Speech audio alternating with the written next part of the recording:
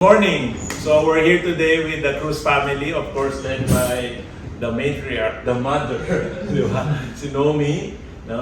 Si Doc, si EJ, si Batang Ama, si Ralph, at yung Batang Ina, si Pang Krish.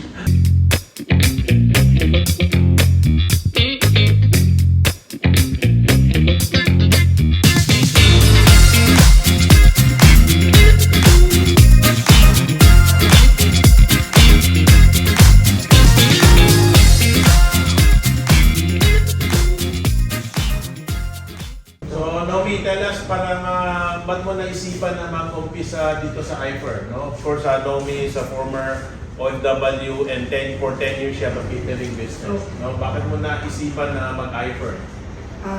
First of all, sir, yung produkto ko. Kasi nung nag-catering ako, binigay sa akin. Hindi po yung tubo, hindi ako kumita, lugi na, may kasakit pa. So yung ganda ng produkto, in-extend ko lang po yung paggamit. Una-una sa kanya kasi siya po yung asthmatic talaga. So habang nag-take ako ng products, tinitake din niya at nabawasan na yung pag-inhale niya ng mga maintenance na siya ng time na yun yun po, tapos nakita ko, marami na nagtatanong. Dahil unti-unti, umaayos sa itsura ko. Dati tuyot na tuyot yung balat ko. Tapos, talaga hindi ako nakakalakad nang wala akong saklay. Sila yung saklay ko na.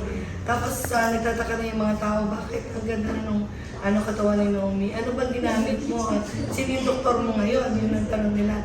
Sabi ko, hindi may ininom akong produkto na in-endorse din sa akin ng aking kaibigan. Tapos, power trio lang yun noong panahon na yun. Sa dami po na nagtatanong, nag-isip ako, sabi ko parang nire-redirect ko. Mukhang pinapaiba ni God yung yung negosyo ko. Kaya sabi ko, marami nagtatanong, sasagutin ko. Tapos bumibili. Yun ako, sabi ko, bakit hindi ako magbenta? So, ganda na po ako nag-start na yung produkto na maganda, na iaalok ko, nabibili na. Hanggang nag-start kami as, puro retail lang po talaga kami. Meron kaming napag-alokan na in-orderan ako ng maramihan. Sabi niya, umabot yun ng parang 120,000. Puro power trio lang. Sabi ko, parang ganda negosyo nito. So yun yung breakthrough ko. Sa retail lang. Hindi ako marunong ng bilog-bilog. Fast forward po, sabi ko, ang gawin ng negosyo. Hindi ko kailangan magluto, hindi ko kailangan mapuyat, hindi ko kailangan gumising na maaga na napipilitan lang akong gawin. Kung ako napipilitan lang, dahil negosyo ko yun, paano ko ipapamana sa mga anak ko? Tsaka ayaw rin nila yun. Sabi ko, might as well, bitbitin ko total sa catering, binibitbit ko yung mga anak ko sa sa catering ko, di bitbitin ko rin sila sa ginagawa ko ngayon. So, umatan ako ng training, pinag-aralan ko kung paano discuss yung products, hanggang sinasama ko na po sila. Una, ang trabaho po nila, wala pa si Patrice noon, tatlo si Angel pati, taga-bigay lang ng flyers. Bago kami mag-start ng presentation namin, bigay ng flyers. Pag matapos na, alam nila, pag ako na yung nagtutok, mamimigay na sila ng siopaw at saka ng juice. So, ibig sabihin, pa-closing na kami noon. Tapos, hanggang ganun lang, tapos nakikinig lang sila. Hanggang isang araw, kliyente ko rin ng ABS-CBN, yung mga bata doon, halos lahat ng artista, mga bata ng Gawin Mo Lilit, mga kliyente ko na, IFER member na. Nawalan ako ng boses. Pausa-pausa talagang wala na lumalabas, pito na lang. Sabi ko, patay, ang dami ko pang totokan dito. Tapos sabi niya, okay lang, relax ka lang. Kaya namin to. Kinakabahan man ako, sabi ko, sige anak, magaling ka naman Kaya niyo daw. Pati pala siya. So, ang nangyari, parang mindset nila, yung testimony niya. So, parang siya yung asthma. Oo. Parang siya na yung profile. Tapos, siya na yung diretso, product. Tapos, yung bilog-bilog, pinapalapit ko na lang. Ganun lang ito. So, kahit pa ng boses, nagkaintindihan kami. So, doon pa nakita, wow, ang galing ng mga anak ko. So, sabi ko, pwedeng family business. So, from then on, ayan, sinama ko na po sila. Hanggang eto na po kami. Ngayon po, believe it or not, nanggaling na po kami sa iba't ibang latag ng ganitong oras. Yun, mag-110 pa na ngayon. Oo. Galing kami ng Cavite, ng Kikudo. Sila galing po sila sa East, no? Kami po, ngayon magkakasama, may isa kaming federasyon na pupuntahan dito sa So, ano Pasig. kayo? Joint forces kayo? Oh, joint force na. Hindi na nila kaya yung federasyon. Well, there is power in numbers. Yes. And of course, this time the numbers will use in this family. Yes. No, so para sa mga nanonood natin, yung sinabi ni Nomi na sinasama niya lang yung mga anak niya, tapos nagulat siya, wala siyang boses. Of course, in this business, ang pinakapupunan mo yung boses. No? So, they arrive on that day, wala siyang boses, nagulat siya, kaya na pala ng mga anak. This is actually the secret of the Chinese, no? Which you can say the secret of the Taiwanese, the secret of the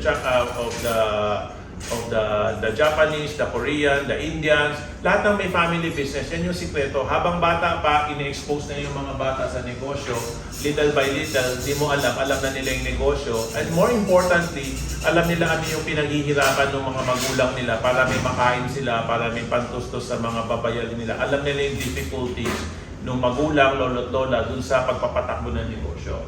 Okay, so we'll jump to, kasi kanina din namin yung example si Batang Ama. What's the business journey like for you? And so, nung nag-stop po ako nung mag-school, nung time po na yon is actually may mga downlines na talaga kami. No? Okay. Sabi ko, yung isang taon, i-diretso ko na lang kay iFern. Ang haba ng isang taon, sir. Oo. So, ang laking bagay din sa business. Ano yung course mo sa college? BS Entrepreneurship. Entrepreneurship. So, same lang din po. Pasok pa rin ako. At least yun doon, aral lang. Dito, Oo. pera. Okay. At ito to entrepreneurship. Okay, sige, continue. So, yun po. Ngayon po, malaking bagay sa akin na, yes, nag-stop ako, pero naging pondo po kasi ngayon sa akin yun na in the long run po, yung business po kasi, kailangan araw-araw mo siyang ginagawa. So, yung isang taon na yun, 2 taon na yun na nag-stop po ako, ang laking pondo na po sa amin. And then, ang laking bagay ngayon, kumukolekta na lang po talaga kami ngayon. Ngayon po, syempre, nagpapasalamat ako kasi noon na, hindi ko gets sino bagong magulang. Diba? Alam naman lahat ng magulang na ano yung ikabubuti sa kanya. Yes. So, ako syempre sa anak, naniwala na lang ako. So, nagtiwala na lang ako sa magulang ko. Kasi alam ko naman, dadalhin nila ako sa magandang path, diba? So, yun po sir, ngayon po, sobrang pasasalamat ko na pinupush pa rin po talaga ako nilang mga dream parents. Especially po kayo, sir. May regret ba? Yung mga classmate mo ngayon, yung mga classmate mo ngayon, graduate na ba sila? Nagbago na ba sila ng trabaho? Anong Ang ngayon po actually, sa sir, comparison? ngayon po actually, sir, may mga unti-unti po ako nakakausap. Yung iba po, wala akong work. Pahinga daw. Di ba? Pahinga daw. Bakasyon na nga yung pag-aaral eh. May allowance ka para lumibig. Tapos ngayon pag-graduate, Pahinga. Yung sabi ko nga po sa kanila, sarap naman. Pero yung po, ang nakakita ko lang po sa kanila, sobrang ahead na po talaga nung 2 taon na yun. Hindi ko naman siguro yung itataas yung bangko ko. Pero iba po talaga yung sitwasyon ko po ngayon sa mga kabatch ko rather dun sa rather dun sa kanila. Ngayon po kasi, ngayon hirap din sila maghanap ng work. Ngayon po, BS Entrepreneurship pero work yung hinahanap nila. Ang layo sir. It's a joke, no? Kasi when you have a course na entrepreneurship, kasi ang mga nagtuturo, hindi naman entrepreneur. No? So parang Yes, po. lang, books lang siya. It's all about books. No? Kung wala kang pinatakbo na negosyo, hindi mo talaga alam. Kung hindi part ng curriculum ninyo na meron kang kailangan itayo na negosyo, meron ka dapat patakboy na negosyo, it's not an entrepreneurship. No? So, yung daughter ko sa Ateneo, ang course niya psychology, but they have, I don't know what subject that was, na kailangan magpatakbo sila ng negosyo. Tapos nag-bid sila dun sa canteen nila, nakakuha sila ng slot. So nagpatakbo sila, dinipende rin ng mga showman, showbow, gano'n. Kasi yung classmate nila, yun yung negosyo. So sinusupply nila dun. So kailangan nyo mag-hire ng magbabantay. So lahat ng naging problema, yung nag-absent, na ganyan, yung mga lahat pinagdaanan nila yun. So alam nila kung paano magpatakbo ng negosyo. So wala ka naman regrets. Wala naman po, Wala, sir. hindi ka naman inggit. Hindi na. Okay. Hindi na. Sige, continue natin. So, ito yung reason kung ba't naging batang ama siya kasi pumayag siya maging batang ina. Sige, ikaw na Sir, mag-share. kasi di ba parang ang thinking pag sinabing nabuntis, Oo. na ano po Oo. siya. Sa amin po kasi sir, yung ibig sabihin ng parang nabuntis, blessing kasi siya sa amin. Okay. Kasi yun nga po, since ako yung unang nakatapos, so ako yung may chance na mag full time sa IFER. Okay. Pero parang blessing po siya kasi since magagawa namin yung negosyo, parang blessing po yung nangyari po sa amin. Oo. Tapos dun sa mga kaibigan nga po namin na yun po, parang sila na po yung nanghihingi ng advice sa amin. Oo. Opo. Yun po yung namin na-encounter na nanghihingi ng advice sa amin na kasi nasabi po namin baka pinaaga po yung pagyaman namin, pagbago sa buhay. So parang hindi namin siya tinitake na baka aksidente po ito, blessing talaga siya. Yun po. Well, I always teach that all things are connected. Diba? Kasi konektado yan. Konektado that your mother is here in IFER, your father is here in IFER. Konektado na, before you graduated, I remember you did your thesis. Yes po. And ginamit niya yung Silver Fresh. Yes, Diba? po. Para kasama niya yung thesis partner niya, in-interview niya ako, diba? Gumawa sila ng thesis about Silver Fresh. So, nakilala ko na si Patrick before. Yes. So, tell us about your, nag-work ka ba? Kasi graduate ka na di ba? That time Yes, yung nabuntis ka. Opo. So, nakapag-work ka ba sa labas? Did you have experience as an employee bago ka nag-full-time sa IFER? Pinasok po ako ng mother ko sa parang summer job siya. Okay. Parang experience ko nga po. Anong work mo doon? Magkano sweldo mo doon? Ano po, 12,000 online specialist po. Okay. Yun po. Yun yung naging work ko po habang pandemic. Mhm. Yun. Ano yung ibig sabihin ng online specialist? Anong ginagawa mo? May binibenta ka ba? Nagsusupport ka ba sa mga may complaint? Anong trabaho? Ako po yung nag-organize ng social media po na yun. Okay. Okay. Ayun. Tapos doon po sa thesis, sir, Oo. actually malaking tulong din po siya kasi yun po yung isang part na kahit paano naniwala po yung side ng family. Kasi po, kasama po siya sa top desk thesis. Wow. Yes po. So, Okay. nailagay po yun sa amin. So, top 3 po siya sa magandang ano po. Okay. May mga classmate ka din ba na nabuntis katulad mo? Or nag-iisa ka ba? Or marami kayo pero ikaw lang yung may kotse ngayon? Ano bang? Sir, actually, yung sa kotse, Oo. ako pa lang po yun. So mga kakilala mo, ikaw yung may kotse? Opo, pero yung mga nabundis, Oo. parang kasi Maraming nabuntis pero walang kotse. parang sabi nga nila, sir, kapyapan. Oo. Opo, so parang after ko nung sunod-sunod na po yung nangyari sa mga kaibigan ko. Okay. Tapos po yun, actually inaalap po sila ng IFER, pero more on po sila yung mindset ko na is Well, the mindset later on that can change. No? Kasi kumbaga, parang example nila, yung kwento ni Edwin sa Nomi sa akin, yung 6 years ago daw na inalokan nila ng IFER, ayaw, di ba? Tapos 6 years later, bigla sila na yung lumapit kasi nakita nga, tuloy-tuloy every year, gumaganda yung buhay nila, umaasenso, lipat ng bahay ng malaki, lipat ng bahay ng mas malaki, nagkaroon ng Chaneng, nagkaroon ng Mini Cooper, di ba? Dagdag, di ba? So, you just keep growing your business and later on, people will see the results and they will say na, teka, 3 years na rin kami may anak, katulad ninyo, or 4 years na kami may anak, and pahirap ang buhay. Ano ba yung ginagawa ninyo? Later on, they will open their minds. Basta continue na kung ano nangyari sa kanila yung sinasabi, copy apply, ganun yun. Tapos yung nangyari sa kanila after 6 years, binalikan sila. Ganun din yung sa inyo. After 6 years ng paghihirap, babalikan din kayo. No?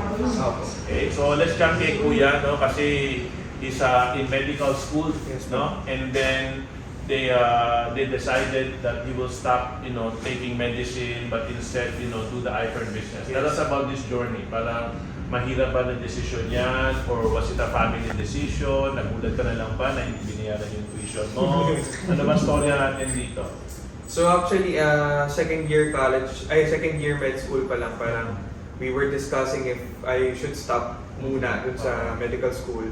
Tapos I bargained na finish na muna yung third year, pero third year, first sem, after nun, nag-stop na ako. Kasi at that time, yun din po yung time na mag-fly kayo to London and Dubai. Okay. So parang yung workload din namin dun sa network, ganyan, hindi na rin kaya kung mawawala si mother mo, Okay. tapos si father lang namin yung gagawa.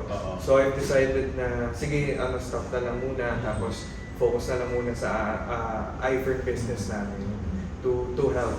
Siyempre kasi yung mga kapatid ko, ano na rin sila dun sa iFern business. Tapos dun din yung time na medyo nagkaroon din kasi kami ng grupo na medyo talagang nag-work. So sabi namin, okay, I think it's time to go full time with the... So that was last year. Yes po. Okay, so almost a year ka na full-time sa iFern. Yes po. So, kumusta yung 1 year? May regrets ka ba? Nagsisi ka ba na nakita mo yung mga kasabayan mo? I don't know kung nasa what stage of medical school na sila. And how was your journey? Is it worth it? Kumita ka ba dito? Ano bang experience mo for almost a year? To be honest, sir, nung nakita ko, kasi they just graduated a few months ago. Okay. Medyo nainggit ako. Okay. I'm not gonna lie. Pero, and then, nakita ko, ang dami rin namin pinagdaanan through that 1 year. Yun, nag-top pa kami. We're one of the top 500s just last year. So sabi ko, worth it naman rin pala yung pinagpaguran namin. Tapos ngayon nga, sunod-sunod yung blessings, though medyo rough road a few months ago. Ngayon, inaani na namin yung pinagpaguran namin for a few months. So nakikita ko na worth it talaga yung pinagpaguran namin magkakapatid, pati ng family talaga namin. Well, you know, sa lesson to everybody watching, ang entrepreneurship, rough road talaga yan. Ang pagpatakbo ng negosyo, rough road talaga yan. No? Whether it's catering, or turo-turo, or laundry, or vulcanizing shop, or barber shop, or parlor, kahit anong negosyo pa yan, rough road yan, di ba? Para at least, yung ang lamang natin dito, nauna na yung nanay tatay niya, nakita nyo naman na tuloy-tuloy yung success nila. Tuloy-tuloy yung success, pero may problema ng pagdadaanan talaga, di ba? And kayo, tinuloy ninyo, ikaw tinuloy mo, para the real beauty is when you accept that there will be rough roads, then at least meron kayong kinokopya, meron kayong sinusundan na nauna sa inyo na hindi na iba, magulang ninyo, di ba? Yung sabi mo nga kanina, hindi ka naman dadalhin sa masama ng magulang ninyo. So siguro at this point, maybe, you know, any of you have some questions that I can answer for you. Siguro sir, yung paano ma-sustain yung siguro relationship as parents, and tapos paano ma-divide yan as business partner, diba? Para nanay, ex-upline. Yes. Magandang question yan, no? And I remember years ago, no, I mentored or counseled, no? Mentor/marriage counselor. Si mommy and daddy ninyo. Sabi ko, Edwin, si Nomi yung upline, no? Siya yung nag-decide na mag-iFern business, siya yung mas maraming training na na-attendan. So, since siya yung upline mo, kailangan, Edwin, need to follow Nomi as an upline sa negosyo.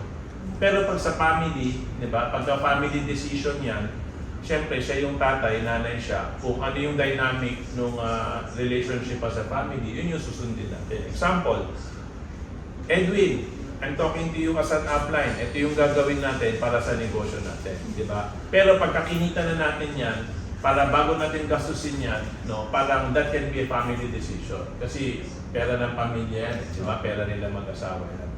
Although, syempre dito sa iFern, I teach na business comes first. Kasi at the end of the day, wala naman family business, di ba? Kung hindi yung negosyo yung ipa-priority mo. Kung family yung uunahin mo, you have family, pero you don't have enough money to spend for what's needed by the family. The business comes first. So yung dito naman sa inyo, syempre, number 1, nanay nyo siya. Si Edwin, tatay niyo. So doon pa lang siya, kailangan sumunod ako, tatay niyo ito. Diba? Tapos pagdating naman sa business, upline niyo sila. Chef, double whammy, upline ko sila. Kailangan ko pa rin sumunod. Diba? Ang siguro advice na mabibigay sa kanina, meron kami pinanggalingan na meeting ni Madam. No? It's a global company na partner ni iFern, partner ko. So, we have some products na pinag-uusapan na ibebenta ni Madam sa Kimsay. No? So, big collaboration to. And the advice I'm giving there, no, is the same advice I'm giving you. Kasi yung nandun kami, pinapakita ko, in-explain ko, sabi ko, ang daming idea binigay sa akin ni Madam, ni Kim's Diary, because mas bata siya, because yung mundo niya, TikTok, online seller, na maraming na benefits niya. So sinasabi ko dito sa global company, Sabi ko, naiintindihan ko kayo, partner tayo, global company kayo, di ba? Parang sobrang laking global company. And ito, iFord is wanting to be a global company. Sabi ko, but you need to understand that the world is changing. Hindi na siya pang drugstore lang, hindi na siya pang retail lang, kasi ibang-iba yung galawan ng online. So sabi ko, kailangan open mo yung mind mo, pakinggan mo yung sinasabi ni Mrs., mag-research kayo, tingnan mo kung sino si Kim's Diary, anong nagawa ni Kim's Diary. Nag-example pa ako, sabi ko, alam mo ba, nag-launching yung Kim's Diary Million Glow. Parang 3 linggo, 1 million sachet yung nabenta. 39 million, 3 linggo. So nagulat sila kasi nagsusupply sila sa drugstore, hindi naman ganyan kalakas bumenta ang drugstore. Depende sa produkto, no? So sabi niya, ganun ba? Grabe. Tapos nagkwento siya sa akin. Sabi niya, alam mo ba, yung branch natin sa China, parang bawal ko sabihin yung amount eh. Basta 100 million euro. 100 million euro. Online lang daw na. Wow. 100 million euro online lang. Wala daw sa Bolivia. So sabi ko, yung sinasabi mo sa China, yan yung kaya natin gawin sa Pilipinas. So, what am I driving at? So, syempre, pag dumating sa technology, anong bagong uso, hindi na yan sa para mga thunders, para sa mga bagets na yan. Diba? So, yun yung aspect naman na kailangan open ang mind ni mother, ni father, ni upline na merong idea, merong suggestion sila bagets. Tama? Of course, yung silang nauna sa negosyo, what they have done, what they're saying, already working. So, it's your job to listen to that aspect. But since, we're living in a new age, tama? Kasi, din naman just because kausap mo matanda, na yung matanda yung decision maker.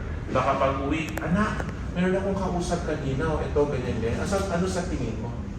So, yung pala, meron palang input yung mga anak bago mag-decision si nanay or si tatay, tama? So, kung meron mga advice, suggestion yung mga bagets, since family business niyo to, dapat pakinggan din natin, bigyan din natin ng air yung mga bagets. Parang yung kakagabi, di ba? In-interview kami ni Madam, di ba? Ano ba yung 5 years na pagbabalikan ko yung 5 years, ano ba yung babaguhin ko, ano sasabihin ko sa sarili ko. Di ba? Kasi sinabi ko, pag 5 years ago, meron akong chance, hindi na ako magpe-question dun sa mga idea, suggestion ni Madam. Papakinggan ko na lang. Kaysa magdebate pa kami, sundin ko na lang yung sinasabi niya. Kasi nagbabago yung mundo, meron siyang input galing sa mas bata, meron siyang input bago sa mga mas uso, papakinggan ko yun. Yun yung advice ko sa iyo. Napakinggan mo rin yung mga bagets. Kasi, kumbaga, nandito tayo, 4 kayo, 3 sila, mag-isa ka. Yes, meron kang experience, meron kang karanasan, meron kang proven na success, pero meron din sila mga idea na pwedeng pakinggan.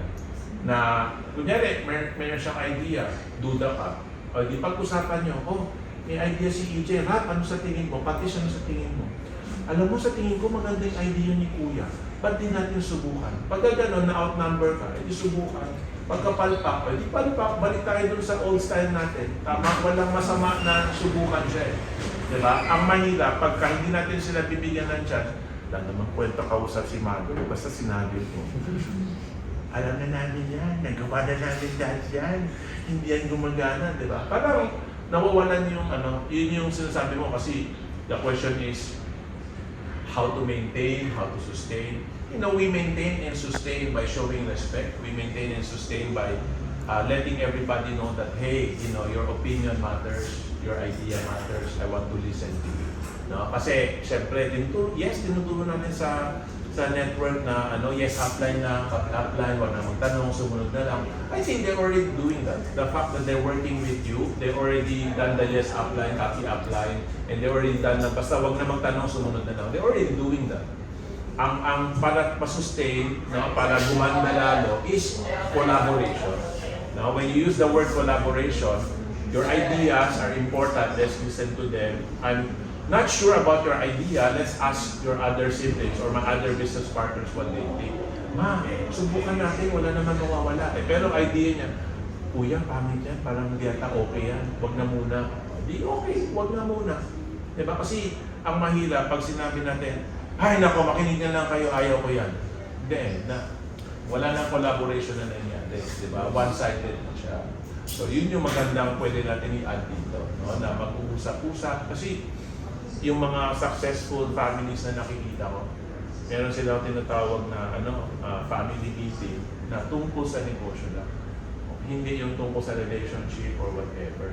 Tapos meron kunyari sinabi nila, mag-outing tayo, original lang. Pag sinabi original lang, wala mga asa-asawa. Kasi talagang time may asawa ka na, diba si bunso mo may asawa na rin. Pag sinabi original lang, kayong tatlong magkapatid lang, wala mo na mga asawa. Kasi pag kayo magkakapatid, kayo magsuntukan, mag-away, at the end of the day, magkapatid. Opo. Pero pagka-involve na yung mga in-laws, may bumulong, ewan ko, ba't ako dyan kay Kuya, hindi ko siya type. Hindi ko type yung jowa ni Kuya, ganyan. Basta pagkakasama siya, ayaw ko na. Pagka yung gano'n yung mga, na-involve na yung mga in-laws, iba yung mga in-laws. So, meron meeting, everybody, all in-laws, lahat. Pagka tumanda na yung mga apo mo, pati mga apo kasama. Kasi, kailangan lang nung next generation nung pinag-uusapan. Diba? Pero meron meeting, original lang. Pag original lang, yung dugo mo lang. Diba? So, that's some of the things that the rich families, the successful families, the families who prepare for succession. When you say succession, example, yung pamilya nila Henry C. Nung namatay si Henry C, hindi naman nag-away-away mga magkakapatid. Kasi nakahabi na mabuti kung magkano kay kuya, magkano kay ate, di ba? Gokong Wei, when John Gokong Wei died, hindi rin nag-away-away, di ba? Kasi nakalatag na mabuti kung kanino kanya, hindi ka may hawak dito, pag nahawak ka, ito yung kita mo, ito mana mo, gano'n, di ba? Very clear lahat. So does that answer your question? Yes. Okay, how about you guys? May question kayo? Okay lang. Maganda po yung question. Natuwa kayo lahat sa Oh. sabi. Nalipil ko naman. Go ahead, any question? Sige. Yung pasalamat kasi, syempre hindi lang ako yun na may mentor nyo. Pati may katulong ako sir. Kasi minsan parang network lang eh. Pwede hindi sila makinig sa akin, Yes. sa inyo makikinig sila. Yes. So yun, nagpapasalamat ako kasi meron akong kaagapay. Parang, kumpare tayo ninong. Ito pala yung ninong niya. Meron kang pa-parent. Ang important dito, kasi ang mentor kasi, ang totoong mentor, it's not just about the business. It's not about what can you bring to my business. Hindi. Parang ang important sa akin, how can I help you grow? Diba? And you've seen in my advice na parang I value all of them also. It's not just about you and Edwin. Kasi ito yung next generation eh. Diba? Ito yung pinasok mo dito and sila willing silang gawin to, ine-embrace na itong negosyo. Trying to prepare and grow everybody. Diba? Hindi lang yung kayo dalawa ni Edwin. Kasi at the end of the day, lahat naman tayo tumatanda. Diba? So kailangan i-prepare natin yung mga kabataan kasi later on, sila naman yung magmamana ng negosyo, sila naman yung magtutuloy. Diba? The same way na inalagaan mo sila, ang hope natin is dadating yung oras, sila naman ang mag-aalaga sa inyo ni Edwin. Diba? Para pwede naman kayo mag-relax na lang. So, this has been another episode of one-on-one mentoring with Tomanitan, but this time we're not one-on-one, we're one-on-four, no, with the Cruz family, one of the most hardworking families in Iferd, one of the families that always gives me joy kasi pag nakikita ko na second generation na yung tumatrabaho sa Iferd, yun yung sinasabi kong creating 1 million millionaires. It's not enough that you become a millionaire, dapat yung mga anak mo maging millionaire din. And of course, ang hope natin, even yung mga apo maging millionaire din. Kasi dun yung sinasabi natin na bago natin yung trajectory ng pamilya ng mga Cruz. No? Hindi lang sila dating mga empleyado, but ngayon negosyante na sila lahat at hindi lang negosyante, successful at mayayaman na negosyante. This is your President CEO, Tomanitan, signing off saying, keep working, keep fighting, and I will see you at the top. Thank you.